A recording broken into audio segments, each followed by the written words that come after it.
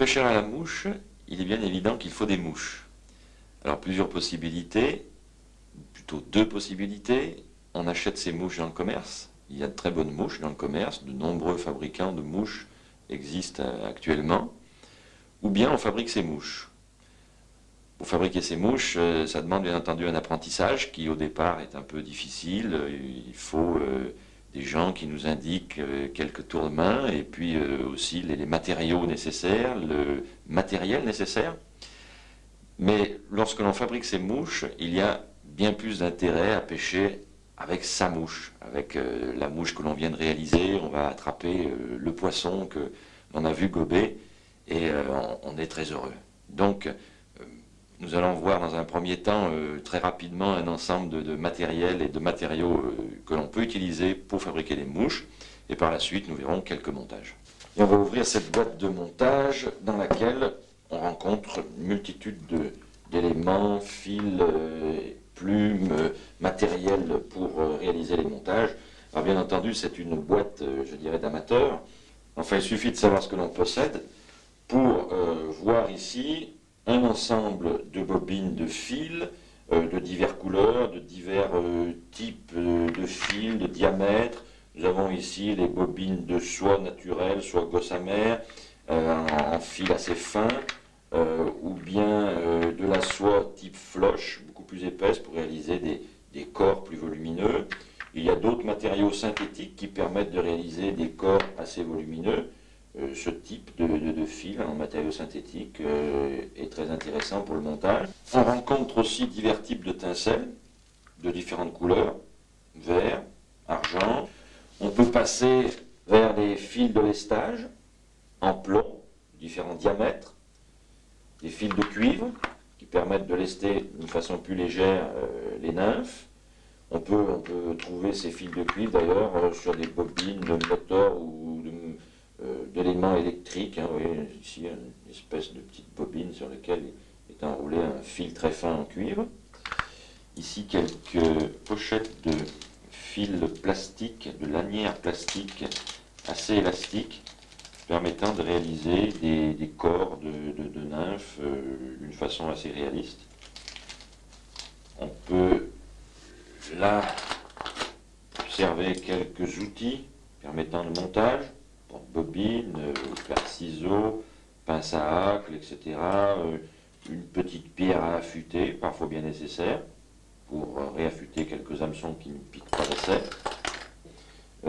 Ici, quelques flacons de vernis, vernis incolore ou vernis noir, fluo, rouge, jaune, vert, etc. Dans cette partie centrale, nous découvrons l'étau, indispensable pour maintenir l'hameçon et réaliser la mouche. Et puis quelques pochettes dans lesquelles nous avons différentes couleurs de coups de coque.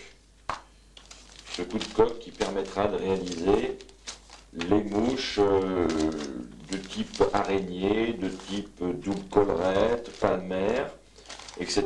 Ces plumes sont de bonne qualité en principe et permettent une bonne flottaison de la mouche. Là-dessous, une boîte dans laquelle on découvre une multitude d'autres plumes, des croupions de canard, très utilisés actuellement. Alors, il y en a quelques-unes qui sont teintes, sinon nous avons des croupions de canard naturels, de plus en plus utilisés dans la fabrication des mouches. C'est une plume qui a une grande vibration et aussi un bon pouvoir flottant. Nous avons vu tout à l'heure quelques vernis que l'on trouve chez le marchandier de pêche. Ici, quelques bouteilles de vernis que l'on trouve plutôt en parfumerie. Alors de temps en temps, vous pouvez aller piocher en cherchant des couleurs qui vous intéressent. C'est surtout les vernis utilisés pour réaliser des nymphes à ombre. Là-dessous, dans ce petit sachet, des plumes particulières de haras, très intéressantes par le côté bleu et jaune, hein, qui, une fois enroulées sur l'hameçon, ont un côté très attractif. Alors ça c'est peut-être plus difficile à trouver dans le commerce, il faut éventuellement connaître quelqu'un qui possède ce type de bestiole, ou bien aller dans un zoo ou un parc ornithologique s'il y en a un pas loin de chez soi. Ici, une multitude de pochettes dans lesquelles nous retrouvons toutes sortes de plumes, de matériaux nécessaires au montage, alors fréquemment nécessaires ou parfois rarement. Alors là, bon, de la pintade, du paon, du canard, du faisan, etc., etc. Là, je vois sur cette boîte marquée lièvre lapin, avec une partie de cette dernière bête, le lièvre. On peut réaliser une mouche qui s'appelle justement l'oreille de lièvre. Une mouche très intéressante pour pêcher les poissons avec ce qu'on appelle une émergente. Alors il y a des oreilles de lièvre claires, sombres. On peut bien entendu prendre d'autres parties du lièvre ou du lapin et réaliser cette même mouche. Actuellement, on rencontre aussi des dubings de lièvre tout près. Hein, celui-ci, voilà, est réalisé tout près. Ici, trois queues, d'écureuils, de vautins, des matériaux très brillants, d'autres éléments de poils de vautins. Dans cette boîte, quelques pochettes de phoques naturels ou teints. Une boîte contenant les hameçons nécessaires à la réalisation de la mouche, d'autres fils, quelques plumes de condor, très intéressantes pour réaliser les corps. Chaque herle peut réaliser un corps. Reste ici quelques pochettes dans lesquelles on trouve des matériaux hydrophobes, genre polypropylène ou autres, intéressants pour réaliser éventuellement des corps. Donc on voit qu'il est nécessaire d'avoir pas mal de matériaux différents et aussi d'outils pour réaliser toutes ces mouches qui vont un jour leurrer les poissons. Mais ce n'est pas suffisant, il faut aussi avoir quelques capacités à imiter donc ce que l'on peut découvrir dans l'eau, à imiter la nature, et aussi pas mal d'imagination pour rechercher de nouveaux montages, de nouvelles formes qui sont parfois nécessaires pour tromper ce poisson de plus en plus éduqué. Et maintenant je vous propose divers types de montages que l'on est amené à réaliser pour leurrer les poissons. Voici en vrac les instruments qui vont permettre de réaliser ces mouches.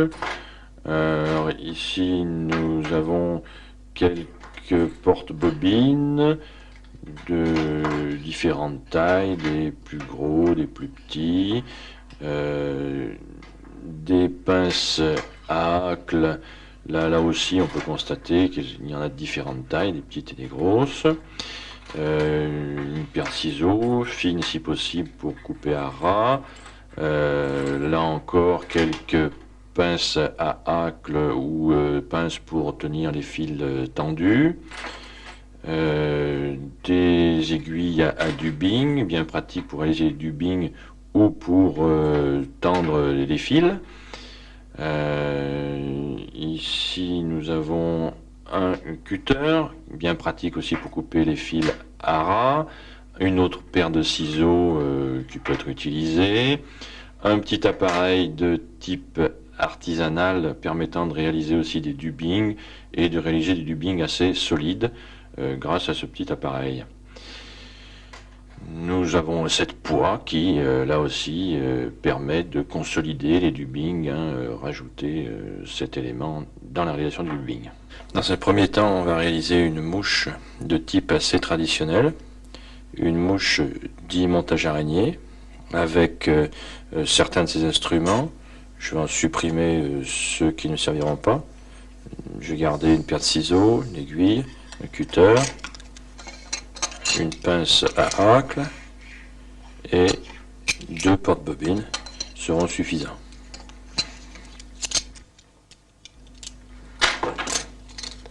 Bon, pour faire ce type de mouche, il faut utiliser un coup de coque, une plume ou deux de ce coup de coque. Pour le corps, je vais utiliser ici une partie de fibre d'une plume de paon ébarbée éteinte en orange. Là, j'ai pris un fil assez sombre, du marron. Il faut bien entendu un hameçon. On va faire cette mouche sur un hameçon moyen, un hameçon de 12 par exemple.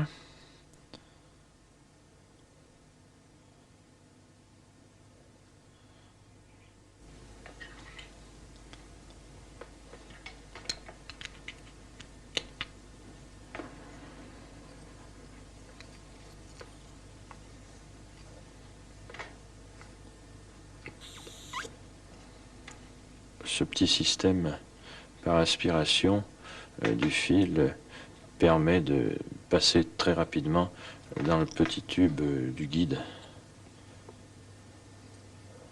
Alors, mise en place du fil sur l'hameçon.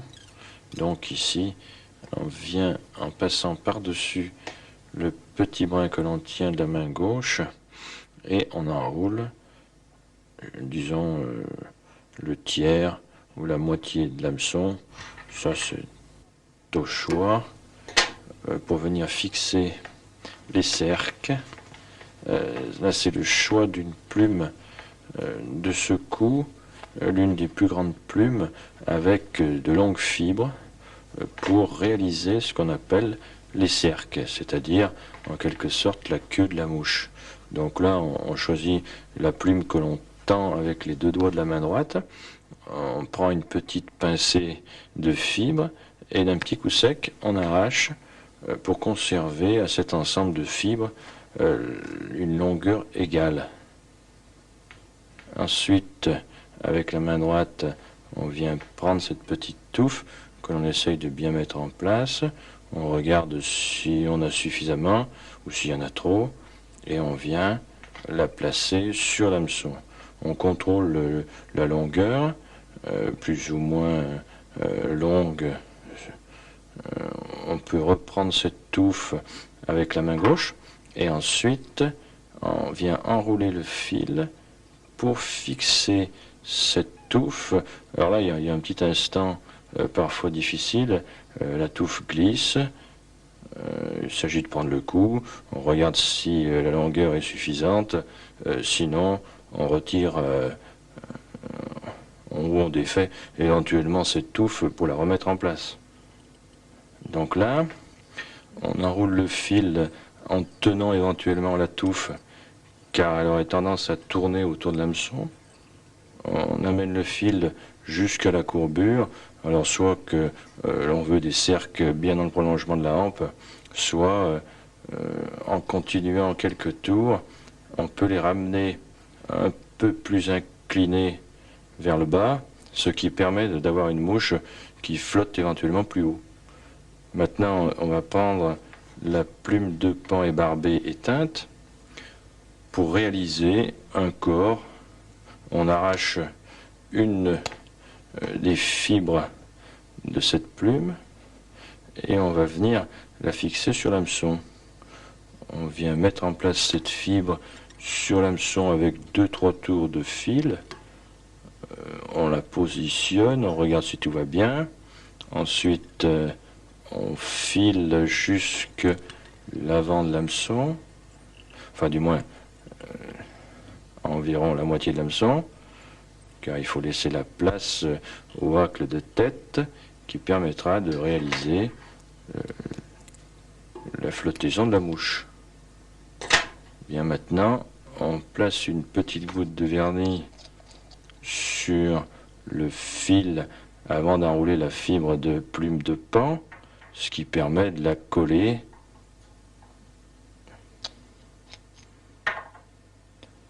Alors on peut utiliser une petite pince à hacle. On évite de tirer trop fort sur la fibre car c'est assez fragile.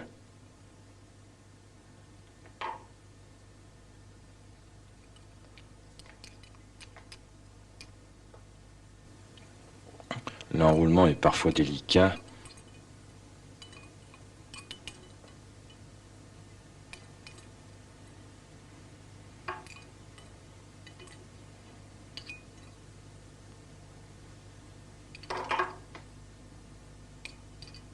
Arrivé à la hauteur voulue, on bloque cette fibre.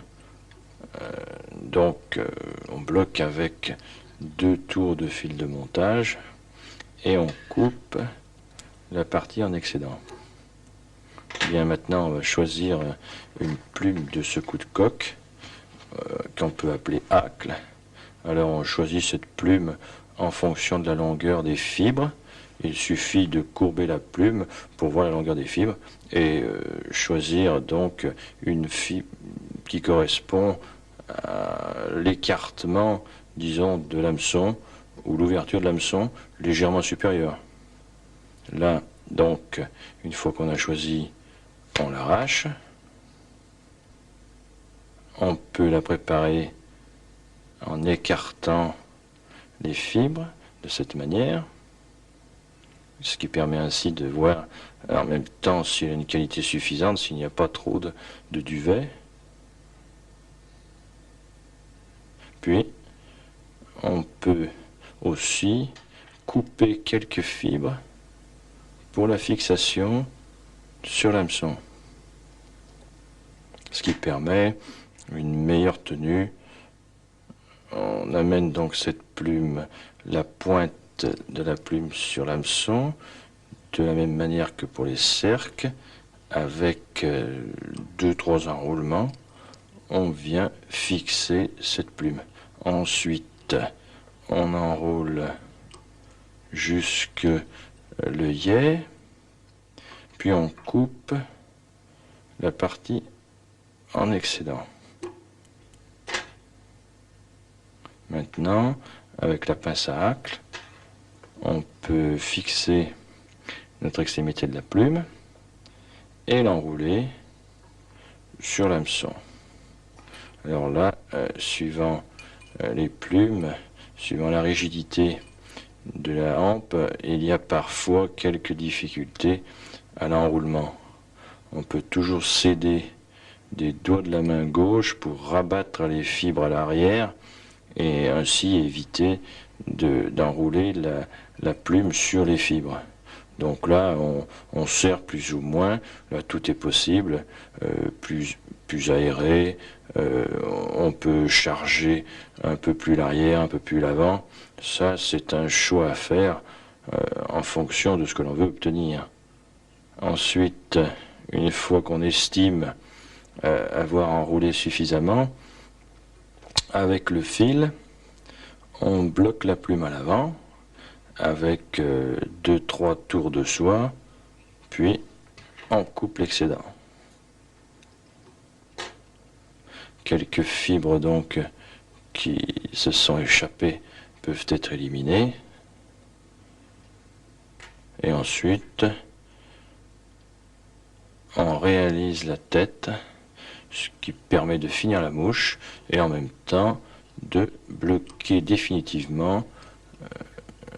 Ensuite, on peut maintenir les fibres à l'arrière avec les doigts. Les petits appareils sont éventuellement utilisables, mais avec les doigts, ça va pas mal. Et on fabrique donc une tête plus ou moins importante, suivant les goûts. Et intervient le nœud final, encore appelé whip finish. Alors là aussi, des appareils existent.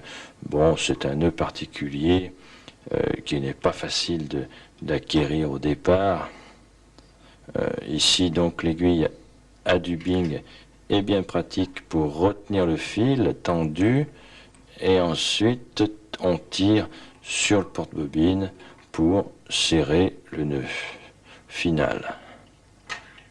Là, un petit coup de ciseau pour finir.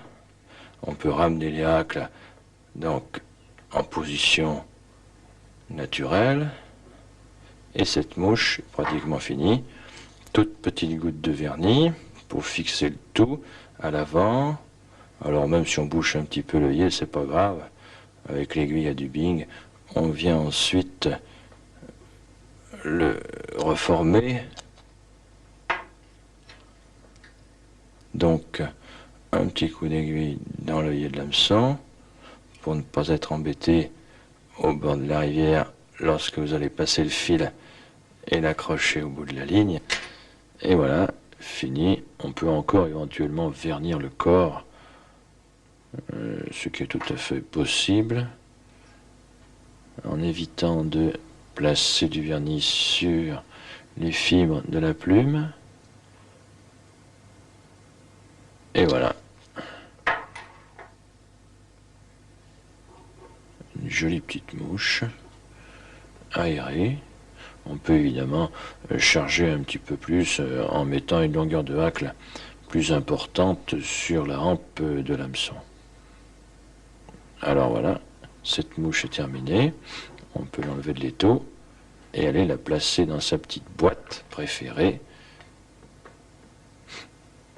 à côté de sa grande sœur. Bien, on va utiliser cette fois un coup chinchilla et puis le coup beige pour 2 hacles et ce coup là pour réaliser les ailes. Bien là, je vais réaliser une mouche dite double collerette avec 2 hacles de teintes différentes, un chinchilla et un beige. Par le côté donc bicolore, on a une visibilité supérieure. De plus, les 2 ailes positionnées à l'avant, dressées, les ailes sombres noires, augmentent aussi la visibilité de cette mouche sur les eaux rapides. Mouche intéressante sur les eaux rapides, car elle flotte haut et flotte bien grâce à ces 2 hacles. Alors, on fixe notre fil à l'avant et je vais maintenant mettre en place 2 ailes que j'ai extraites du coup que l'on a vu tout à l'heure. Je les mets les 2 mêmes faces l'une contre l'autre et je les place les pointes vers l'avant et on vient les bloquer sur l'hameçon. Alors, peut-être pas trop à l'avant pour qu'elles apparaissent au milieu du hacle avant. Donc on les bloque. Voilà. On contrôle quand même la longueur. On regarde que dressées, elles aillent bien. Et on file à l'arrière pour aller fixer donc le hacle vers la courbure. On peut à ce moment-là couper les excédents. Voilà.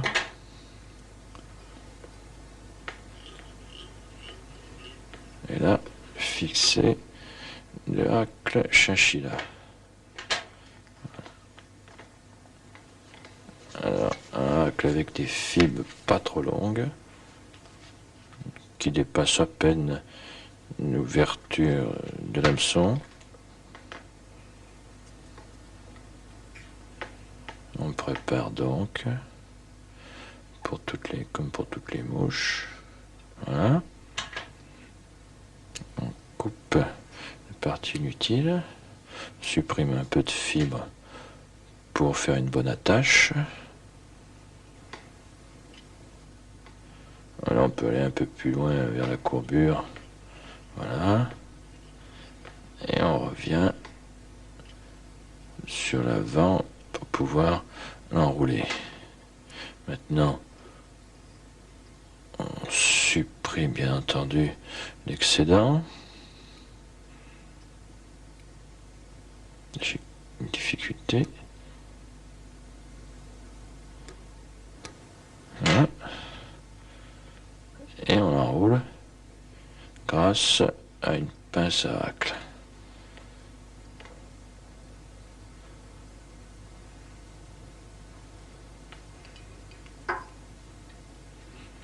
Alors, avec plus ou moins d'enroulement, suivant que l'on désire une mouche fournie ou peu fournie.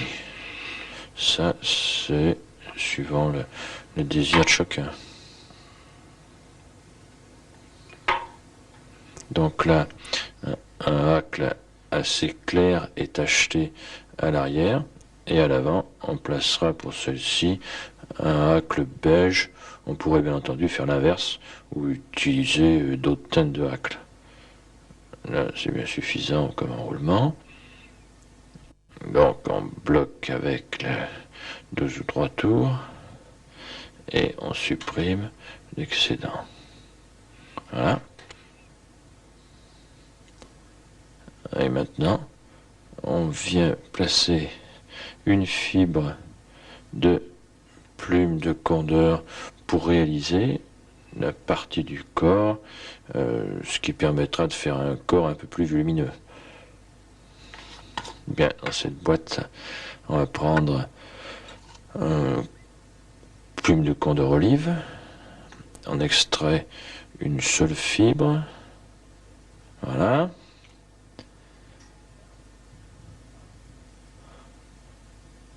On vient la mettre en place sur l'hameçon en la serrant vraiment contre le hacle arrière.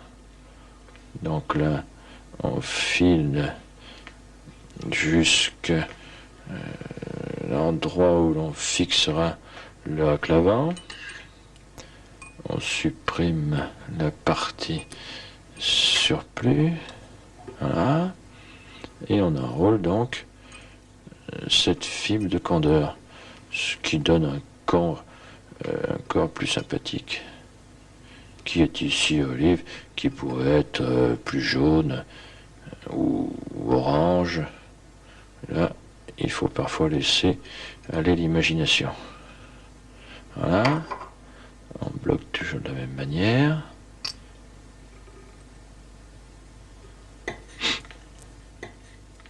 On coupe l'excédent et on va venir fixer le hacle avant que j'ai choisi ici beige.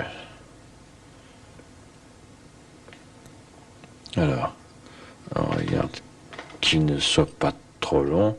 Celui-ci est un peu long, on va en prendre un plus petit.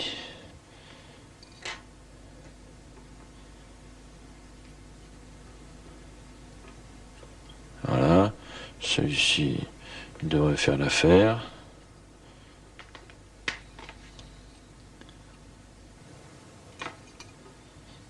On le prépare.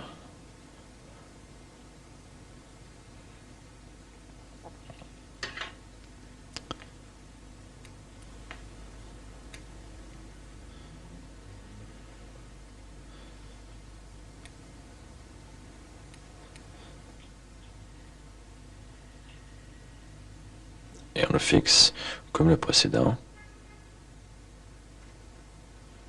Alors là, le problème c'est qu'il y a des ailes.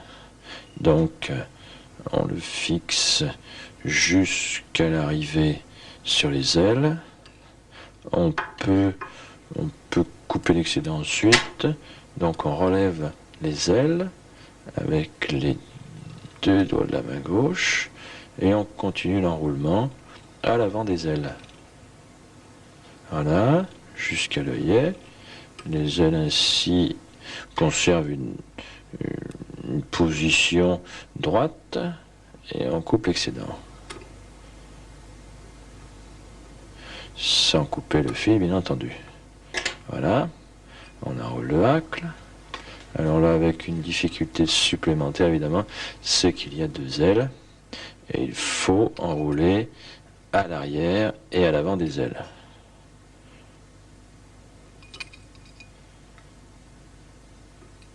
Voilà. On passe à l'avant en rabattant les ailes vers l'arrière. On fait 2-3 tours à l'avant. On peut toujours céder des doigts pour ramener les fibres à l'arrière. Voilà. Et 2-3 tours pour bloquer, là encore, la pointe de la plume.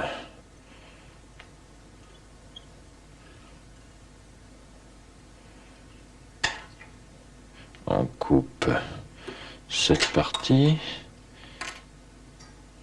on rabat à l'arrière, quelques tours pour finir la tête, et le nœud final, oui, finish ou autre. Voilà, 2-3 tours, aiguille à dubbing. On évite de prendre les poils de la plume dans la boucle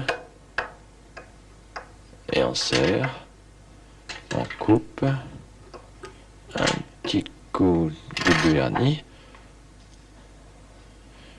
Alors, si une film évidemment qui dépasse, une petite coup de pierre de ciseaux, voilà.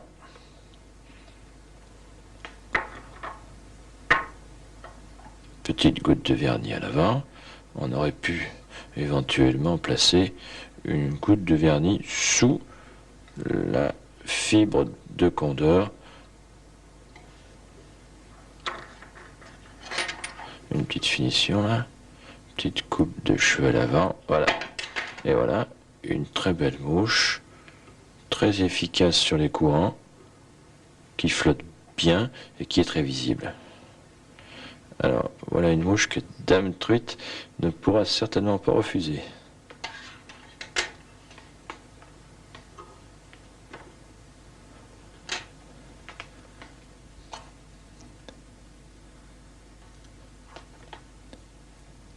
On met en place l'hameçon. Et on va aller fixer vers la courbure un tag pour réaliser donc une mouche type émergente avec un corps en dubbing préformé de lapin, un tag orange à l'arrière et 2 touffes de cul de canard sur le dessus, ce qui permet d'avoir une mouche qui flotte très bas sur l'eau et qui en même temps est très visible. Donc là, on va prendre un petit peu de polypropylène orange, donc une petite touffe, pas trop volumineuse quand même, que l'on vient fixer à l'arrière.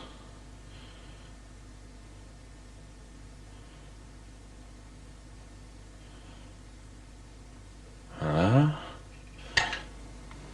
On coupe l'excédent. On coupe pour laisser une longueur de 4-5 mm, voire plus si on veut. On peut aussi la faire un peu plus importante. On choisit un dubbing préformé. Ça existe actuellement. Alors ça, c'est un dubbing de lièvre ou de lapin. On a aussi un dubbing de taupe ou de phoque du même type, très pratique. Il suffit de fixer comme une soie ou un fil pour faire un corps. On revient quelques millimètres vers l'anneau. On coupe l'excédent et on l'enroule pour réaliser donc un corps sévolu que les poissons apprécient beaucoup.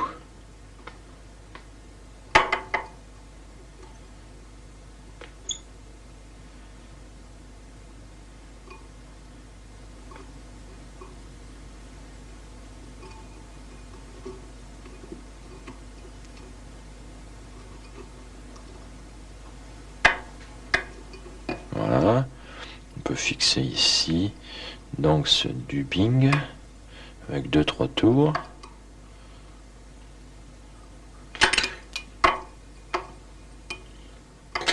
On peut réaliser quelques enroulements pour être sûr de la fixation. Et on va venir placer notre plume de croupion de canard. Bien, alors on va prendre une partie des fibres de cette plume de croupion de canard, alors soit en les arrachant, soit en les coupant, ça c'est à voir suivant les goûts de chacun. Donc on peut très bien les couper comme ceci. On fabrique une touffe plus ou moins importante que l'on vient fixer sur l'hameçon. Donc là, voilà. Il y a d'autres méthodes. On peut fixer la plume du croupion du canard, l'enrouler. Moi j'aime bien celle-ci. On coupe l'excédent. Ensuite on fait de même avec celle qui est plus claire, pratiquement blanche, légèrement teinte de jaune, beige. Il faut qu'il y ait un contraste entre ces deux teintes. Un contraste qui permet une visibilité accrue de la mouche sur l'eau.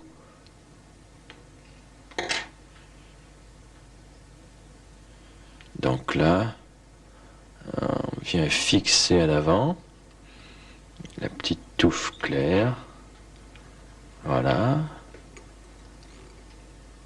On supprime l'excédent.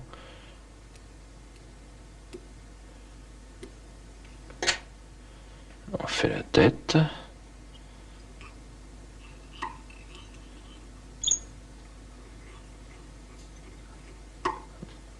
Plus ou moins importante. Un petit nœud final.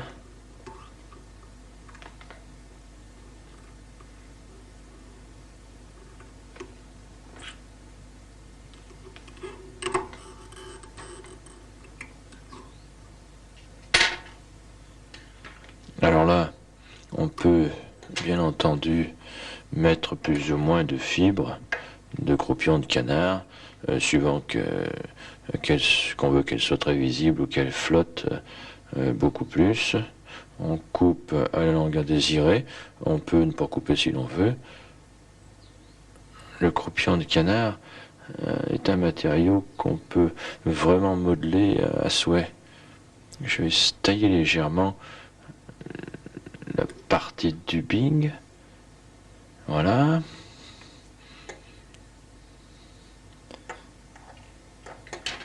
Une petite goutte de vernis.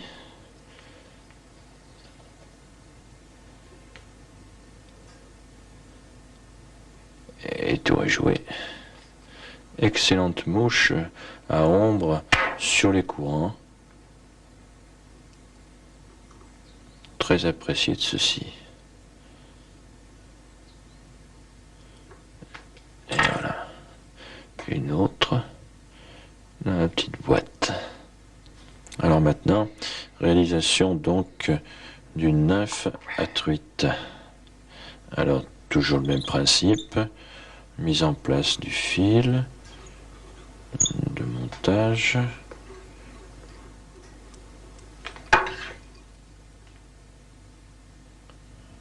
On choisit des cercles dans une grande plume de coup de coque.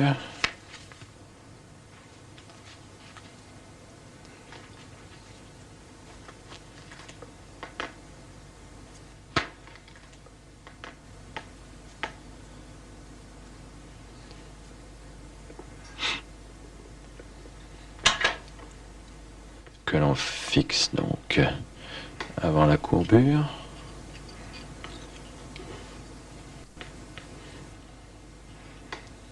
Voilà.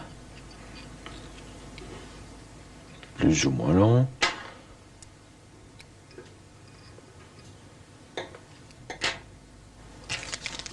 Puis fixation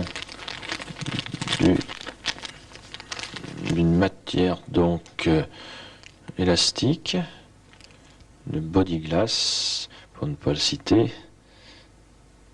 Alors on les tire suffisamment pour qu'ils soient assez fins à l'arrière. Voilà.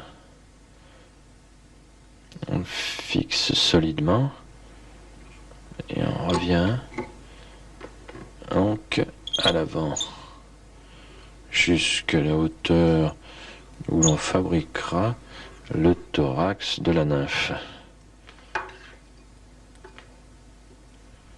Voilà. Alors on peut l'accrocher, le body glass, par le petit système approprié. Maintenant on peut réaliser un lestage. Alors le lestage plus ou moins important, soit on leste uniquement sur le thorax, ou bien en venant de l'abdomen, on peut obtenir un lestage plus important. Un petit conseil, toujours placer une goutte de colle type cyanolite pour fixer le plomb.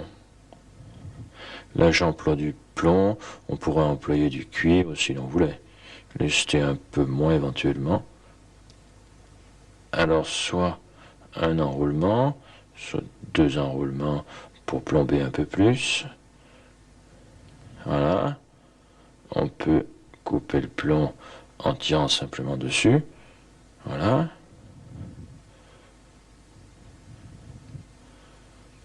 Petit morceau qui dépasse. On peut même, si l'on veut, rajouter une petite goutte de cyanolite là-dessus. Maintenant, de même, pour fixer le body glass, il est préférable de glisser une petite goutte de cyanolite. Et on vient réaliser, en tirant suffisamment dessus, l'enroulement du body glass, qui permet de faire un domaine très réaliste. On retrouve bien le côté annelé des abdomens de larves. Le côté translucide aussi est sympathique.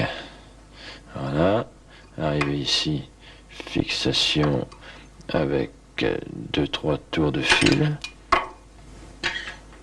On coupe l'excédent et on va réaliser le thorax. Alors le thorax donc sera fait avec un dubbing de lièvre ou de lapin ou autre, et par-dessus, pour signifier le sac à l'air, on fixe auparavant quelques fibres d'une plume de gros oiseaux tels que dindons ou autres. On prend 8-10 fibres très tachetées, très mouchetées, voilà, qu'on vient fixer à l'arrière de l'abdomen. Alors là, on contrôle cette fixation qui n'est pas toujours évidente. On regarde si, lorsqu'on rabattra à l'avant, tout se passe bien. On peut retourner un peu à l'arrière. Voilà. On peut couper l'excédent. Hein. Si je rabats, qu'est-ce que ça donne? Ouais, ça donne quelque chose d'assez proéminent. Et maintenant, on fabrique le dubbing. Soit on utilise un dubbing préparé, le même que celui qu'on a vu précédemment, soit ce petit système que j'aime bien. On crée une boucle donc avec le fil de montage. On revient à l'avant. Un petit instrument qui permet de conserver l'écartement des 2 fils. Et lorsqu'on tire dessus, on peut resserrer les 2 fils et coincer le dubbing que l'on va créer entre ces 2 fils de volume approprié. Alors ici, on va prendre un dubbing de lapin. On pourrait prendre du lièvre ou autre. Auparavant, on passe un peu de poids sur les 2 fils, ce qui permet de mettre en place les poils plus facilement. Il y a d'autres méthodes pour faire les dubbing, mais ceci, je trouve, est solide. On coupe une quantité de poils. Il n'est pas nécessaire d'en prendre énormément. On peut très bien, si les poils sont longs, réaliser un découpage de ceci en plus petits bouts. Et on vient placer ces poils entre les deux fils. Là, on peut régler comme l'on veut la quantité, un peu plus à l'arrière, un peu plus à l'avant. C'est assez pratique.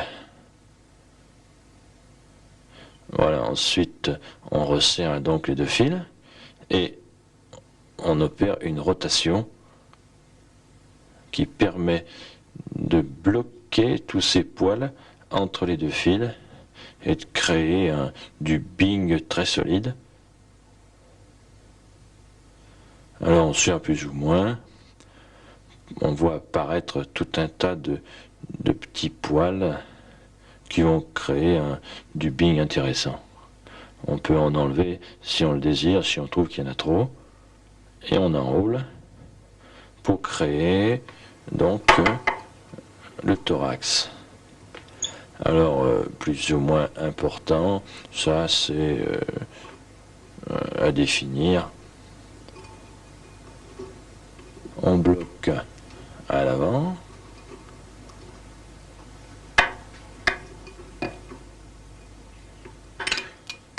On coupe l'excédent. Voilà.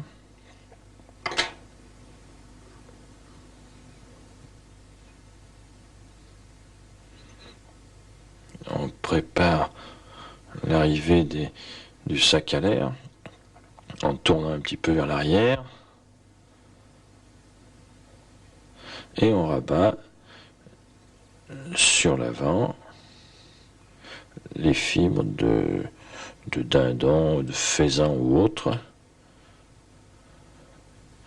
que l'on vient bloquer par quelques tours. Il faut faire attention de bien les mettre en place.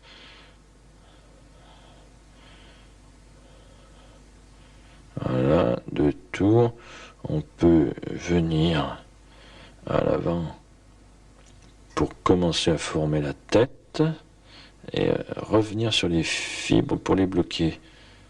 Ensuite, on coupe la partie qui dépasse et on finit la tête.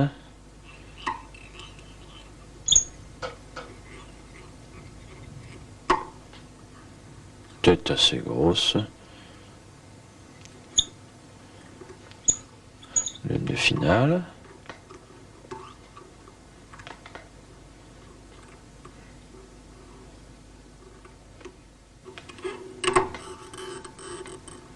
Voilà.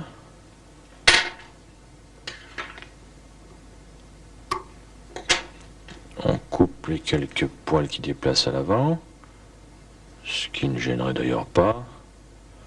Si on trouve que esthétiquement c'est pas agréable, on peut le faire, mais la truite, elle, je ne pense pas qu'elle regardera ça. Petite nymphe terminée. On peut placer une petite goutte de vernis.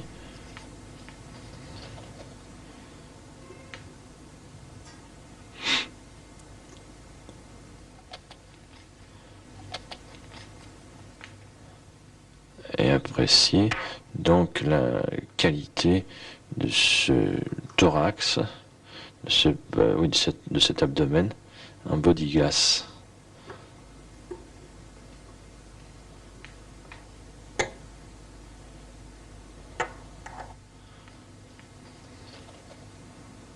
Et voilà, petite nœud supplémentaire. Enfin petite, oui, déjà de taille assez importante.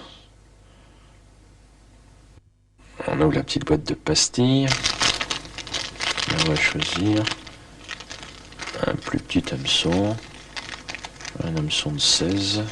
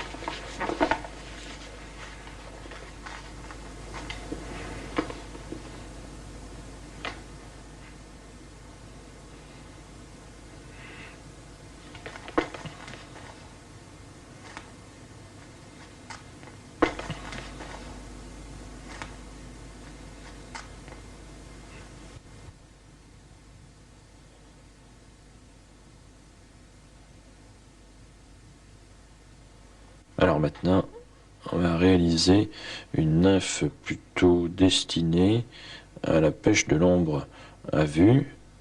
Bien entendu, chaque nymphe peut permettre de prendre des ombres ou des truites, mais celle-ci aura l'avantage d'être très dense. Contrairement à celle qui était faite pour la truite, il n'y aura pas de dubbing, tout sera très très lisse et sera assez plombé. Du cercle donc assez peu fourni. Voilà. Ensuite, on fixe un fil particulier qui va permettre de couvrir le plomb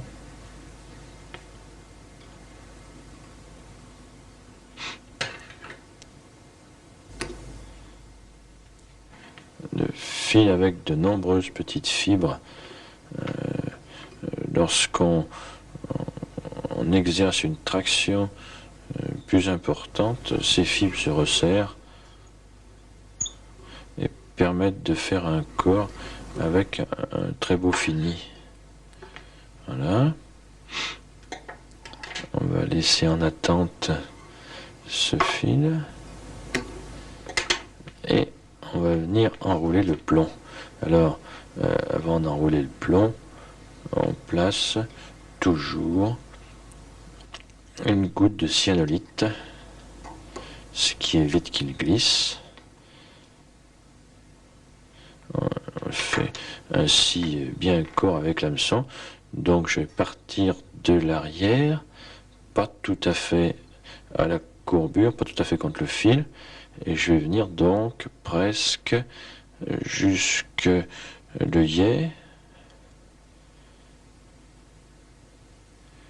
On va laisser un petit millimètre et revenir avec un deuxième enroulement seulement sur la partie qui figurera le thorax. On pourrait même, si l'on voulait quelque chose de plus lourd, faire un troisième enroulement sur la partie thorax. Donc là, il faut que ce soit bien régulier. C'est la difficulté de ce type de nymphe.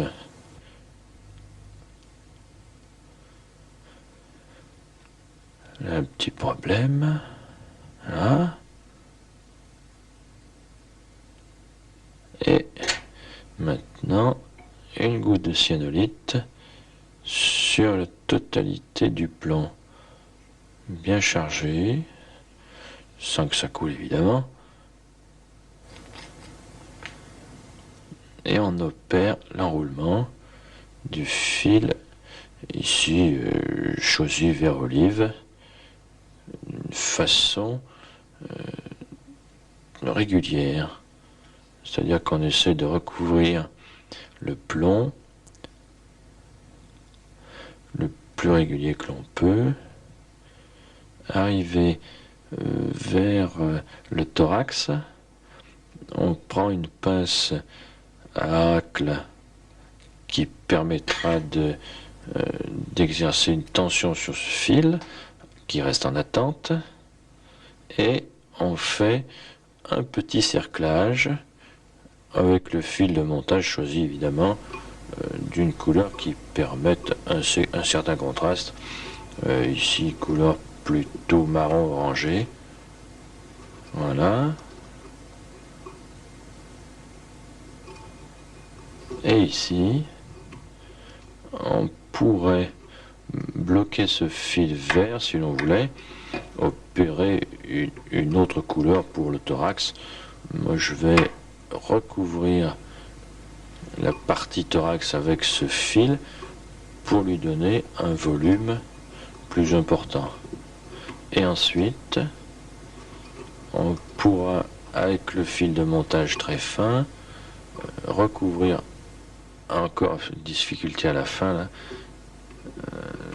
d'obtenir quelque chose de régulier.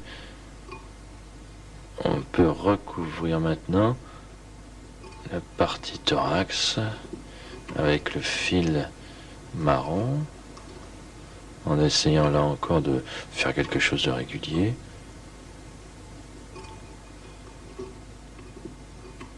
Alors ce fil, évidemment en attente, gêne un peu. On pourrait éventuellement le bloquer et le couper, c'est ce qu'on va faire.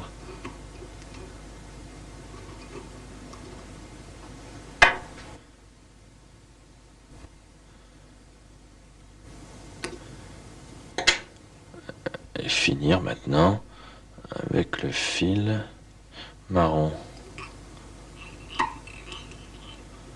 Alors, dans ce type de montage, la cyanolite est bien utile. On recouvre en totalité le corps de la nymphe et ensuite on charge en fil marron suivant ce que l'on veut obtenir. Voilà. On finit par une petite tête.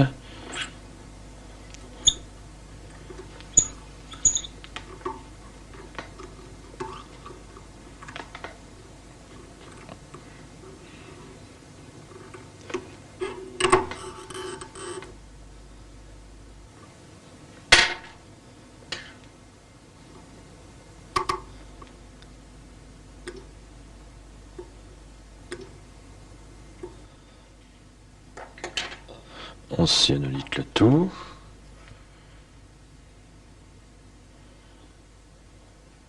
Dessus et dessous. Ensuite, on attend que la cyanolite sèche et on revient par-dessus avec une couche de vernis, voire 2 couches de vernis. Mouche qui va plonger très rapidement à la profondeur où l'on veut pêcher. Il est évident qu'on peut aussi pêcher des truites avec ce type de nymphe.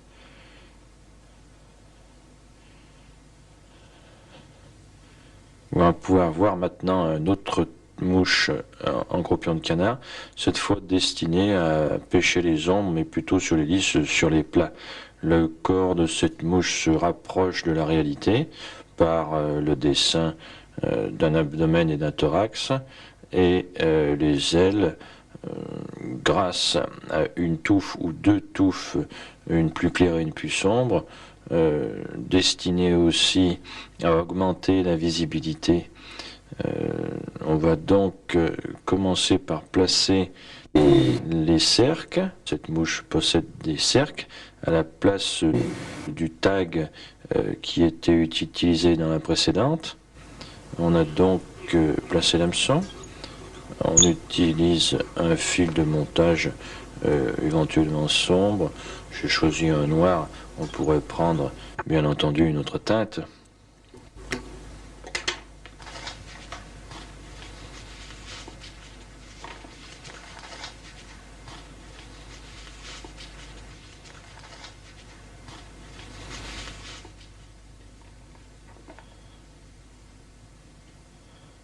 On place les cerques.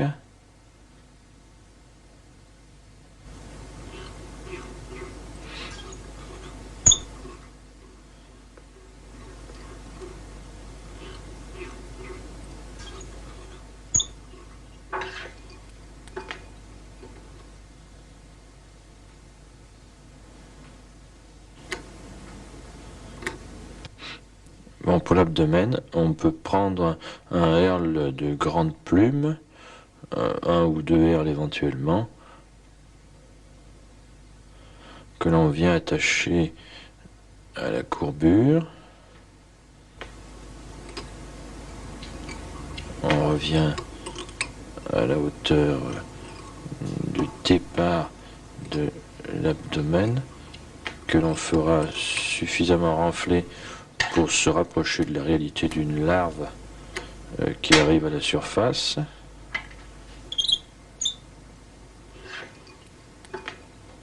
On peut enrouler ce herle d'un oiseau quelconque. On vient placer une petite goutte de vernis afin de coller ce herle sur la rampe. On enroule jusqu'au début du thorax, ce qui permet de réaliser un abdomen assez volumineux tout en restant assez léger.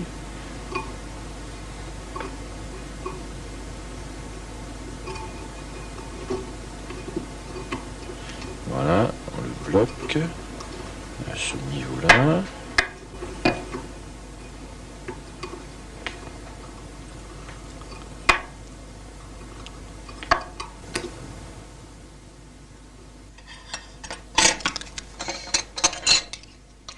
On réalise l'abdomen avec un fil de type polypropylène qui est assez léger et qui permet de faire du volume.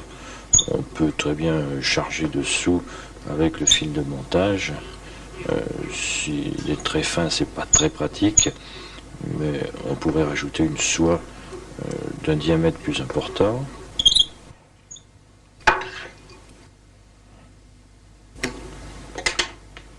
Voilà, on ramène le fil de montage vers l'avant et on réalise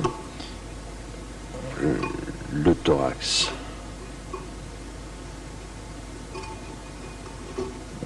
Voilà, ça demande une série d'enroulements.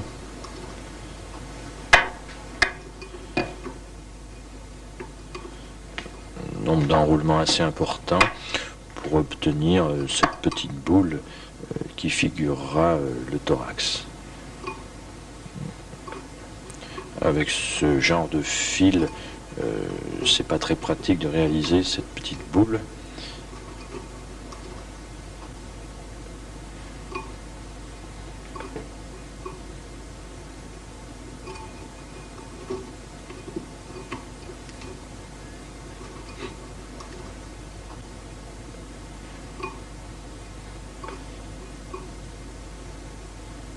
Il faut dans ce cas rester très patient.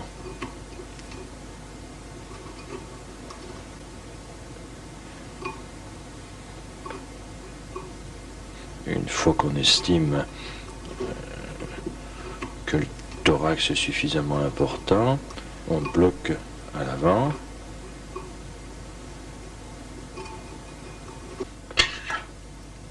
On coupe la partie de fil en trop. On attaque la tête.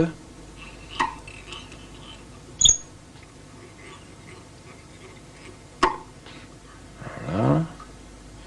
Et là, on vient fixer une première touffe de croupion de canard que l'on peut prendre kaki dessous ou clair dessous et inversement.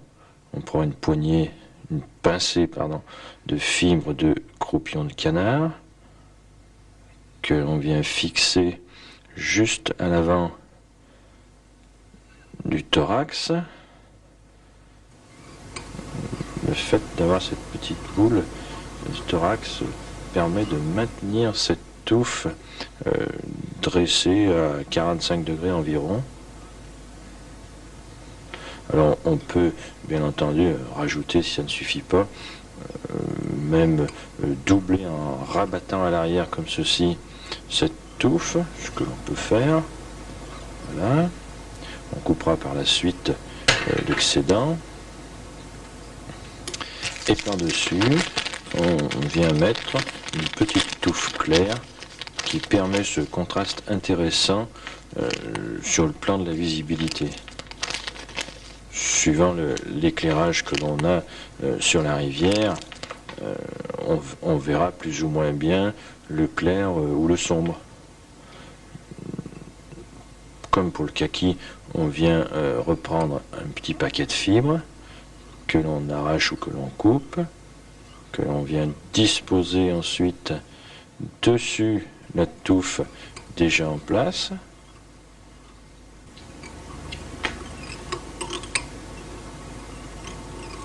On serre bien pour éviter le glissement.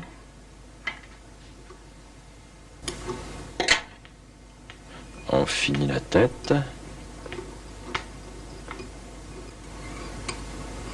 Bien marqué. C'est bon. Le nœud final.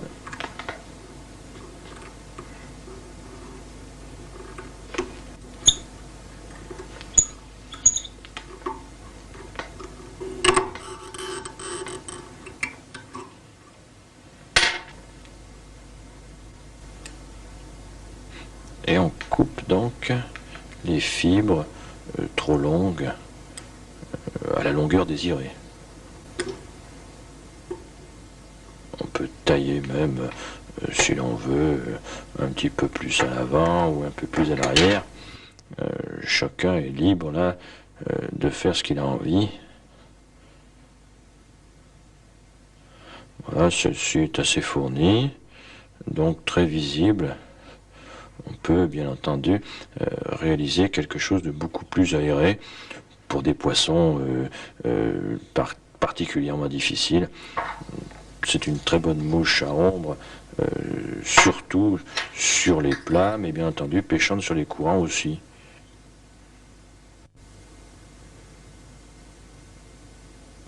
Donc là, on retrouve vraiment toutes les parties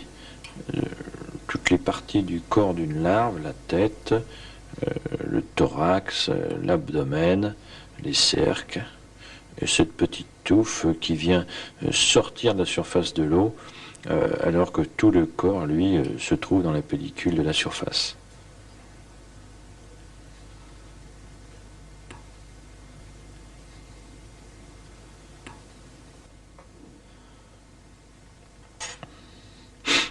Bon, je vais prendre ces plumes de coq-pardot, des pelles de coq-pardot avec des grandes fibres pointillées, et on va réaliser une mouche noyée avec ces fibres. Bien avec un fil de montage noir qui servira non seulement au montage mais à réaliser le corps. On vient fixer à l'arrière un tincelle, éventuellement un fil d'une autre couleur, un rouge par exemple, qui permettra de faire un cerclage attractif.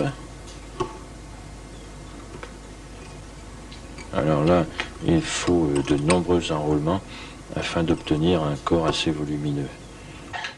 Et une des particularités réalisée à l'épaule, une cassure pratiquement en angle droit.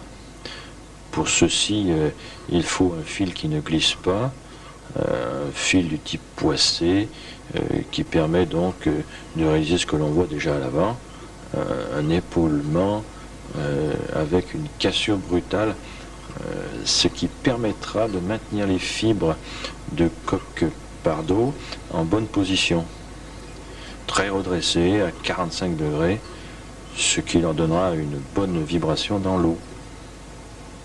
Donc là, il faut réaliser un corps assez volumineux, donc assez long à faire au niveau des enroulements. On pourrait dessous placer un fil un peu plus volumineux, ce qui permettrait d'aller plus vite.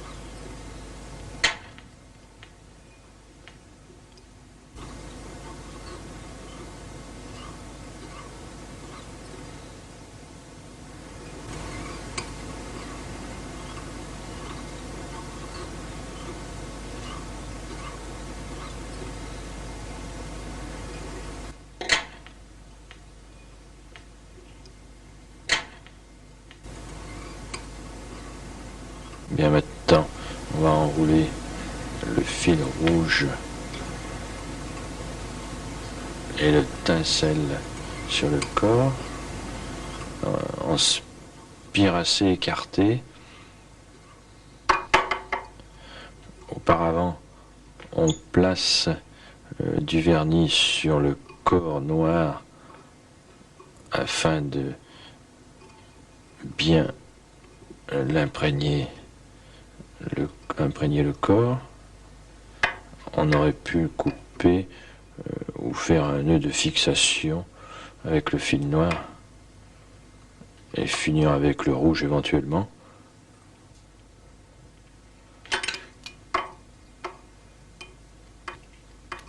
Le fil rouge. Alors maintenant on peut enrouler le tinsel juste contre le fil rouge, ce qui donne une animation supplémentaire, une brillance.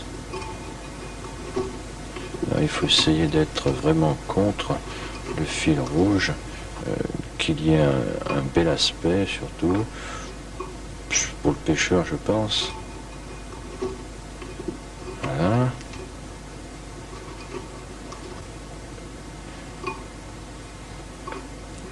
Alors. On évite de faire trop d'enroulement pour conserver cet épaulement très important. Un angle droit là, très marqué. Bien, maintenant, on va aller prendre quelques fibres sur une plume de coq-pardot et que l'on va installer par petites touffes là-dessus.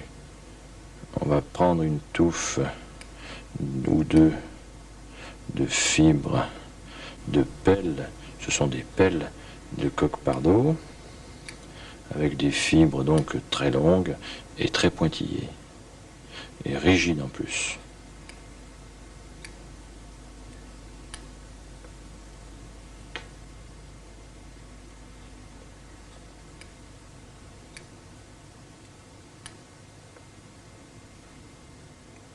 Voilà.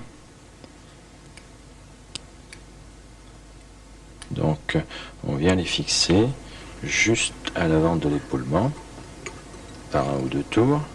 Alors une fois cette touffe placée, le mouvement important pour arriver à la répartir sur le tour de la hampe, c'est d'appuyer avec l'ongle comme ceci, d'avant en arrière ou d'arrière en avant, ou avec l'index, l'ongle de l'index, pour arriver à répartir cette touffe tout autour, donc, ou au moins sur tout le dessus de l'hameçon.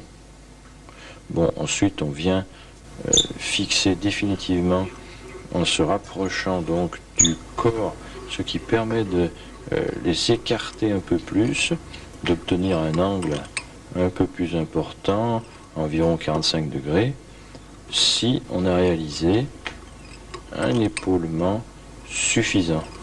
Vous voyez, donc elle s'écarte d'elle-même, ceci est assez bon. On peut couper l'excédent.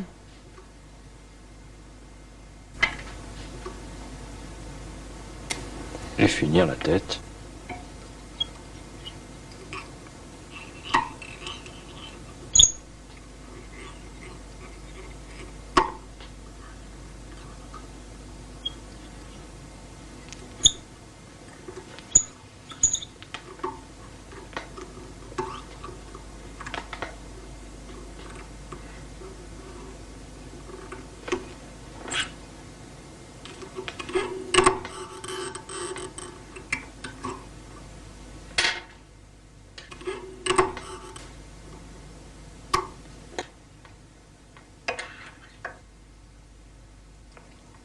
Voilà. Donc là, c'est très bon. L'effet de l'eau sur les fibres les aplatit sur le corps, et lorsqu'on relâche, elles ont tendance à revenir. Elles ont un air suffisant pour travailler dans l'eau. Alors pour finir, une petite goutte de vernis sur la tête, que l'on peut choisir noir par exemple, bien brillant. Ça finit parfaitement ce type de mouche.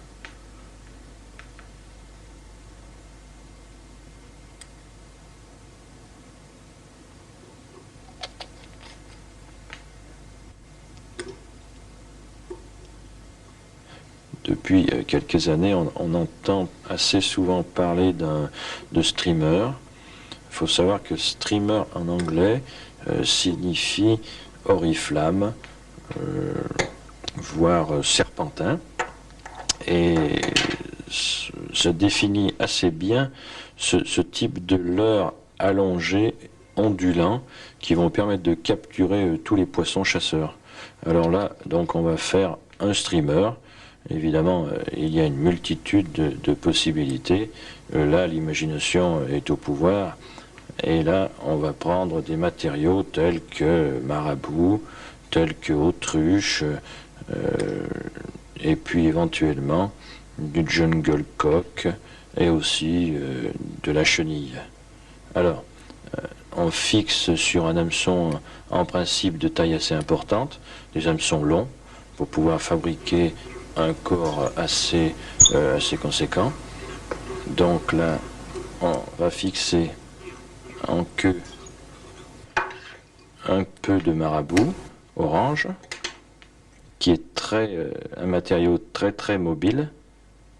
Donc là, on va prendre une pincée de fibres de cette plume pour réaliser donc une queue assez mobile et très voyante.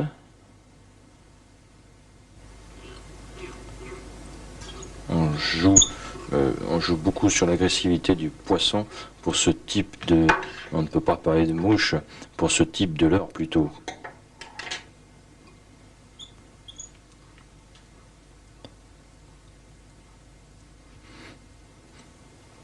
On va faire un peu plus importante.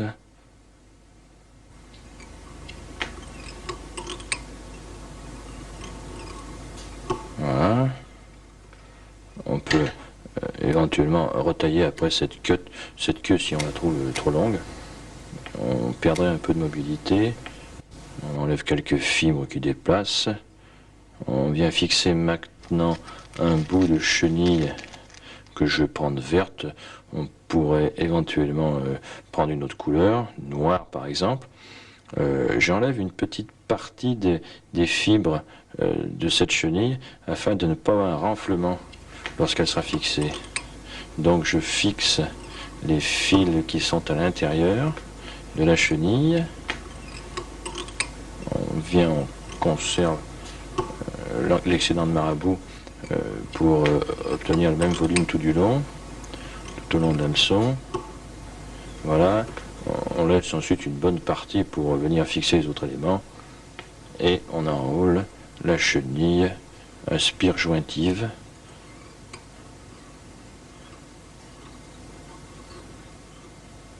Ce qui fait un corps très volumineux. Voilà, on l'arrête par 2-3 tours de fil.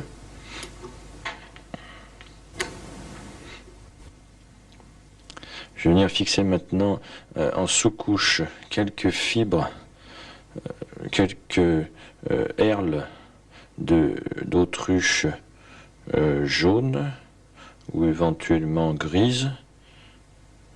Ici, c'est donc de l'autruche teinte, ce qui va me créer une partie un peu plus rigide sous les herles ensuite que je viendrai placer, les herles de marabout. Donc là, on peut en mettre 4, 5, 6. Là, on les fixe solidement. Voilà.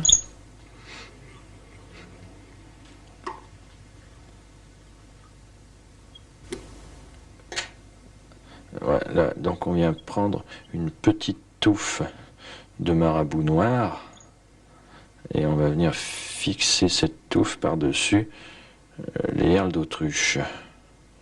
Bon, là encore, on peut faire plus ou moins volumineux, ça c'est à voir. Il faut savoir qu'ensuite, dans l'eau, ce qui paraît très volumineux ici, une fois mouillé, prend un volume bien plus faible. Donc là, on peut mettre en apparence très volumineux, mais dans l'eau, on aura quelque chose de tout à fait convenable.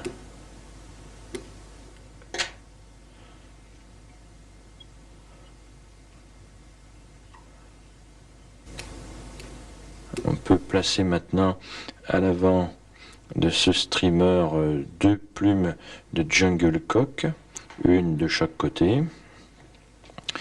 qui ont un côté très attractif et pourraient éventuellement rappeler les yeux d'un alevin. Alors on les positionne donc sur un côté d'abord.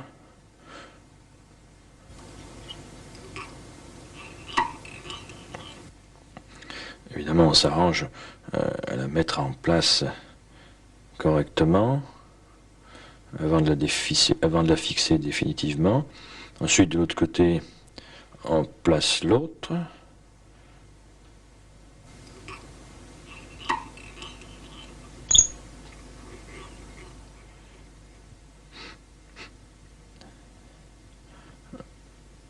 Avant de serrer, on fait attention de bien les positionner symétriquement.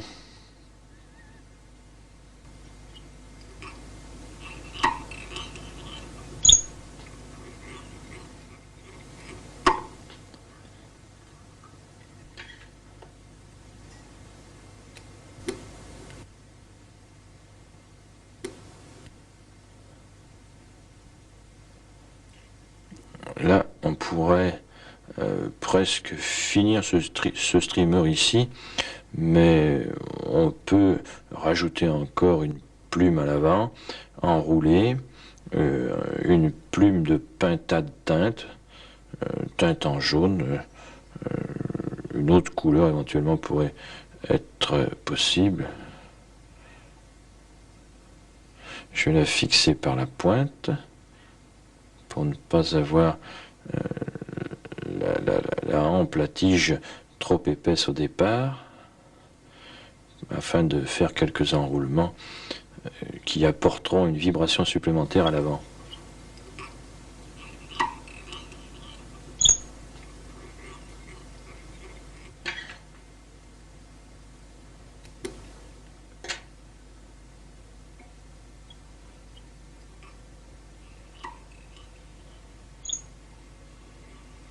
Donc là, on s'arrange à ce que les fibres ne se superposent pas.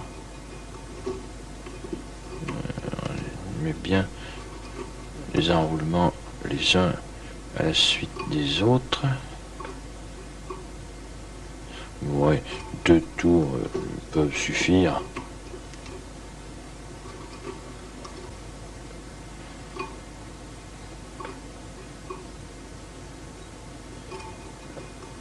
On éliminera éventuellement quelques fibres si on trouve qu'il y en a trop.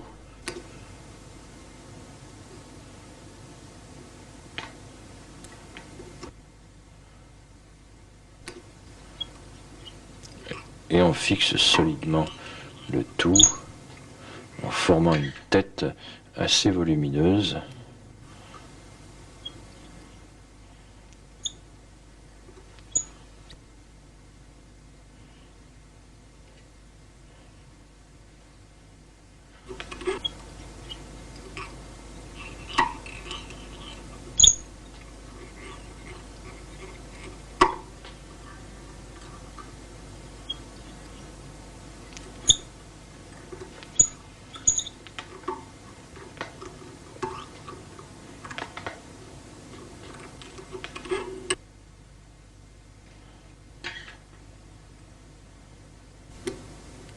Une petite goutte de vernis noir sur la tête pour finir.